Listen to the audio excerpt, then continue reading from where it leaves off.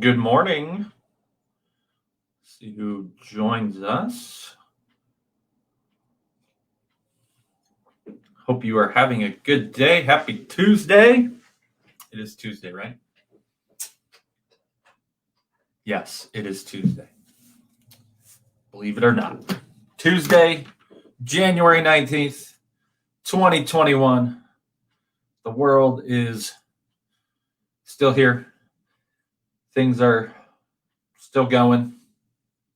Life is still happening.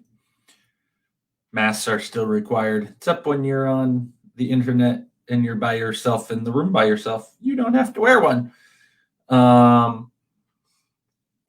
Interesting thought on that. I used to think it was really funny that people wear masks when they're driving around in the car by themselves, but someone pointed out that maybe, good morning, Jill, maybe the reason that the person didn't remove the mask when they're driving by themselves was they didn't want to contaminate the mask. So, that was an interesting little thought I read this week. Totally off topic and totally random. Anyhow, so let's, what I wanted us to think about or consider, and I'm actually thinking we'll probably spend a couple weeks talking about this and reflecting upon this idea. Not a couple weeks, a few weeks. I used couple in the generic, non-specific terminology. So more than 1 week, we will reflect upon this idea. Good morning, Allison. The idea that we need to take every thought captive. So the Apostle Paul in 2 Corinthians 10:5 says, we destroy arguments and every lofty opinion raised against the knowledge of God and take every thought captive to obey Christ. So in that passage, Paul is telling us that that's their goal, his goal as an apostle. The other ministers that are working with him and alongside him is they want to take thoughts captive. Good morning, Barbara. And I really, as I've been thinking about where we are at in the world today, in society, the world going on around us, everything happening, how critical it is to actually take every thought captive. We can read things on the internet, we can hear stories in the news, and if we're not careful, our thoughts can run with those things, and we don't even spend the time to assess whether those things are true or not. And I think this is so critical in our modern circumstances that we actually take the time to take our thoughts captive for Christ. Is what someone is saying true? Is it reflective of the gospel? Is it accurate? Because we can be led astray unintentionally by people who are promoting ideologies and thoughts and perspectives that just aren't true. Recently, I saw a tweet by someone who I follow because he challenges me to think. And he said something to the degree of, if your church doesn't give money to X, Y, and Z, if they don't give time to it, they don't really care about it. And I thought, okay, at first glance, that sounds true.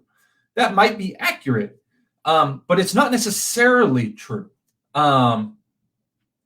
It just means that that church has decided to put its emphasis, its time, its energy, its resources, all these things being limited in a different focus. That doesn't mean that they don't care about it. It just means that they feel that God has called them to put their focus and energy and resources in another direction.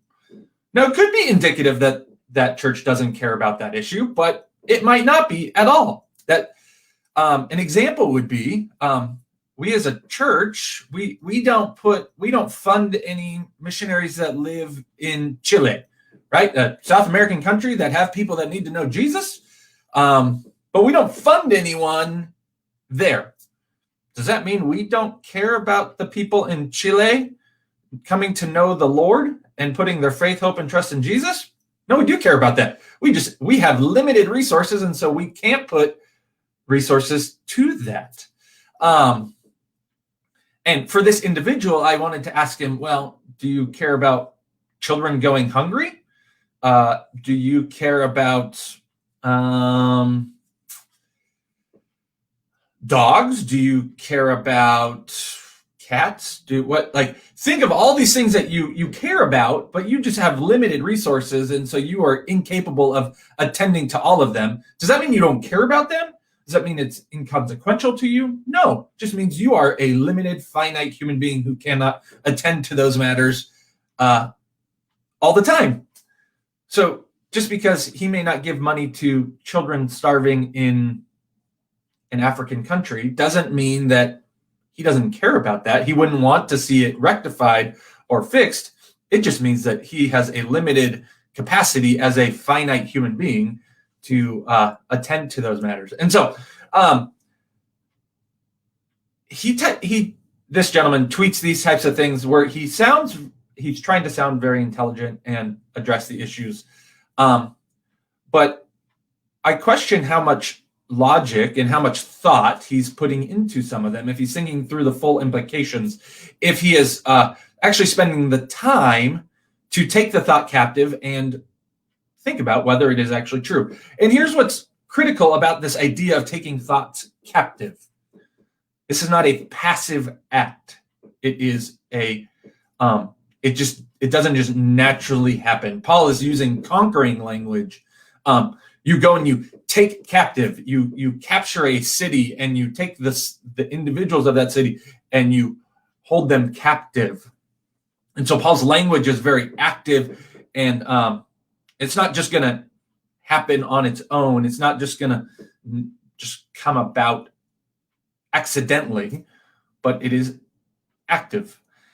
And so as we think about taking thoughts captive, it's something that we need to be constantly on, not on guard, but on guard. We need to constantly be making sure that we are doing that we are saying, okay, this is what I think this is saying, or this is what I think is happening here, but is this true? Sometimes the thoughts we have, we can be way off base. Like there are times where I might hear something that someone says, and I think, man, that person's upset with me. And then later on, I'll be like, hey, you seemed upset. What did I do that made you upset? And they'd be like, you thought I was upset? No, I wasn't upset. I was thinking about the football score, or I was distracted by this guy that was mean to me somewhere else, or whatever. And if we're not careful, if we don't take those thoughts to make sure they're in line with reality, we can find ourselves thinking thoughts that just aren't true, and we can get in a ton of trouble. And so as we're in, like, the world we're in is inundated with people promoting things and saying things that are simply not true. They aren't consistent with the gospel. They aren't consistent with revealed truth, both revealed truth of Scripture, spiritual revelation, and not consistent with natural revelation. Revelation that is, we look out into the universe and it reveals things to us. It reveals truths. And so much of our world is filled with people not taking their thoughts captive and really letting their thoughts run amok. And this gets us into tons of trouble. We see people who feel that they are one thing when they are in reality something else. And this causes them to, if they don't take those thoughts captive and say these thoughts aren't true, they can find themselves in a world of hurt. And it just simply goes by the wayside. So as we'll go through kind of a series of thinking about and considering these ideas of what it means to take our thoughts captive and the need to take them captive. And I'm thinking we'll even look at some Bible stories where what would have happened if the individuals who were involved in them had taken their thoughts captive. The first one that comes to my mind is Adam and Eve. If they had taken their thoughts captive like they should have done, they wouldn't have sinned and fallen, and Satan would not have tempted them, or he would have tempted them, but they wouldn't have fallen to that temptation because they didn't take those thoughts captive that he spoke to them.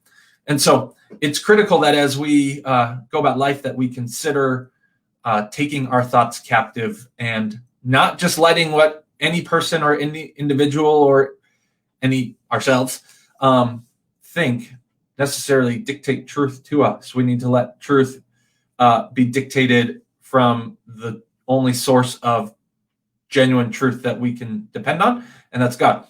And so we'll consider that over the next few weeks and think about it. And I think it'll be important, especially in social media world, news media, entertainment, our own thinking. It's just so critical that we actually take the effort to take those thoughts captive and submit them to the Lordship of Jesus and the gospel and Scripture, so we can make sure we are thinking true, so that we are, as Paul says in Philippians 4, thinking about what is good, true, and